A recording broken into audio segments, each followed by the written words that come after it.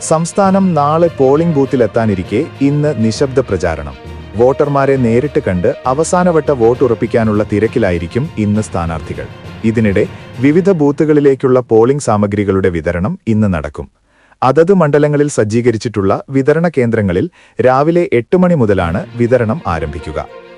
48 മണിക്കൂർ silence പീരീഡിനും Paul ദിവസത്തിലെ dry day പ്രഖ്യാപനത്തിനും നിർദ്ദേശങ്ങൾ നൽകിയിട്ടുണ്ട്. 100 മീറ്റർ പരിധിയിൽ പ്രചാരണം, മൈക്ക്, ലൗഡ് സ്പീക്കർ ഉപയോഗം എന്നിവർ കർശനമായി നിരോധിച്ചിരിക്കുന്നു. പോൾ ദിവസം ശമ്പളത്തോടു കൂടിയുള്ള അവധിയായി പ്രഖ്യാപിച്ചിട്ടുണ്ട്. പോളിംഗ്, ഡിസ്ട്രിബ്യൂഷൻ, റിസപ്ഷൻ കേന്ദ്രങ്ങളായ വിദ്യാഭ്യാസ സ്ഥാപനങ്ങൾക്കും അവധി പ്രഖ്യാപിച്ചിട്ടുണ്ട്.